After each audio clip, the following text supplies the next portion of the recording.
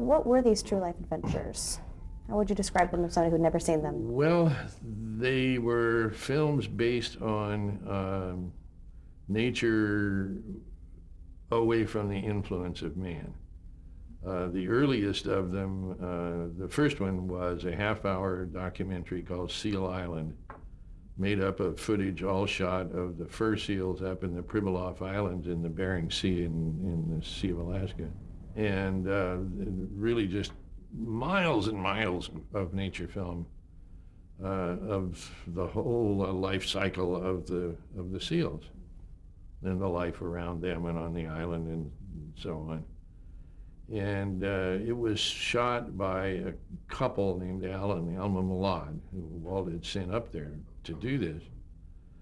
And he had this idea that nature as a subject generally was a cinematic idea.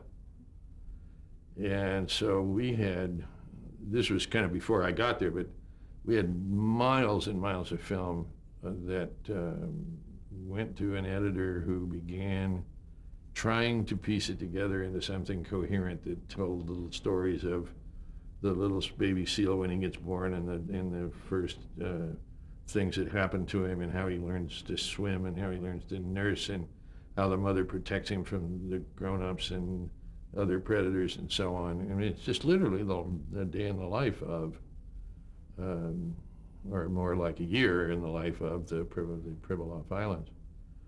And it was, as I say, a little half-hour show. It was not unlike a lot of nature films that had been made by guys in years past, but all those things were always sort of lecture reels where they had them under their arm and they'd go to the Wilshire Earl Beeville Theater and they'd run the film and talk over it, with a microphone. And then Warren Miller and people like that started doing that with ski movies and surf movies and stuff. But Walt went in and added sound effects and a real score and an intelligent and funny narration and a big hand-painted map that I think that was where the magic paintbrush was invented. The paintbrush would come in and it'd paint in the set of where you're going to go, which was a favorite sort of a opening for all those films.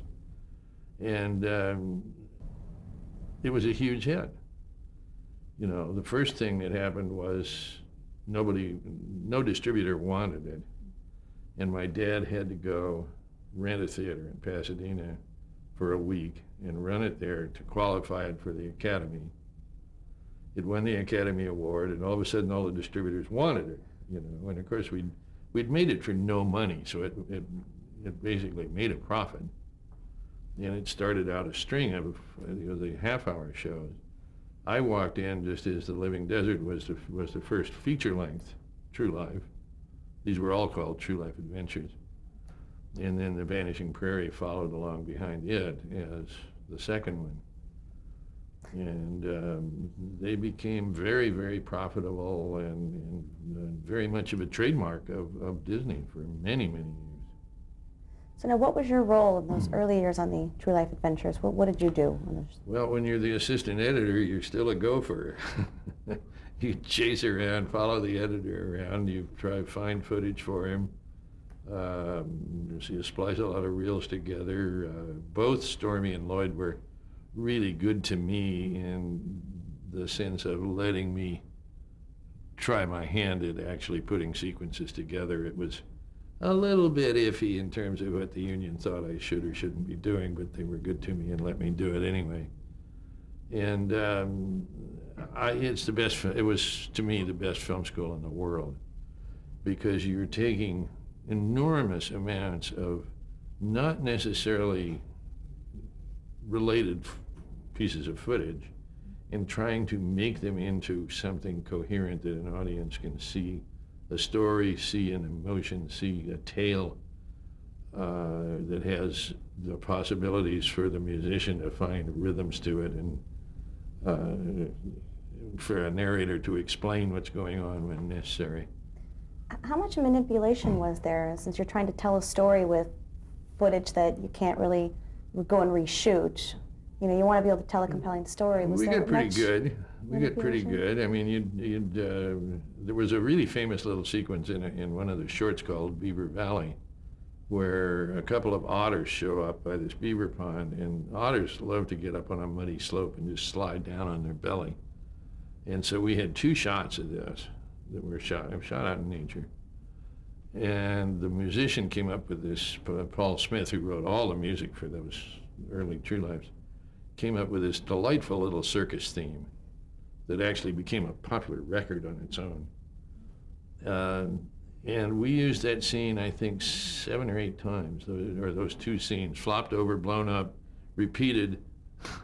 So if manipulation is what you mean, we got pretty good at that. What we could do with a computer today would be amazing. Now, once you got the footage, how long would it take to edit all of that footage together into a film? Longer than your usual film, because you just didn't know what you were getting till you got it, you know. Living Desert they'd been working on for a year when I got there, and it went on for another 6 months, I think, before it was totally finished, before there was a release print. Vanishing Prairie I worked on for close to a year and a half, I think, and it was by then I then left for another job, but it released just about a few months after that.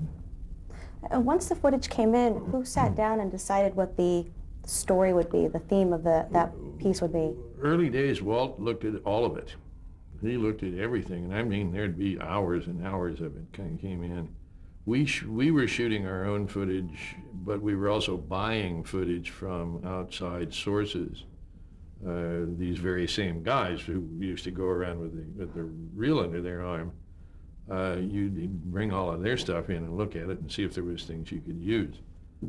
So Walt had an astonishing memory for what he'd seen, and he could tell you, you know, what the scene looked like and where it was and who shot it from 2 years before.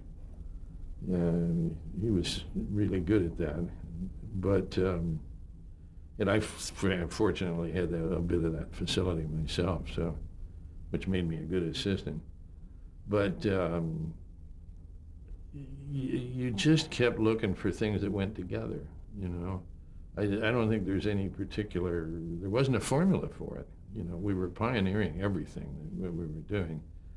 And you would just look at a scene and say, hey, you know, I remember a scene from 2 days ago where that squirrel walked in and took a look, and wouldn't that cut with this scene we just saw here? And he said, well, try it, you know. And often it was your own memory that really probably was the best thing you had.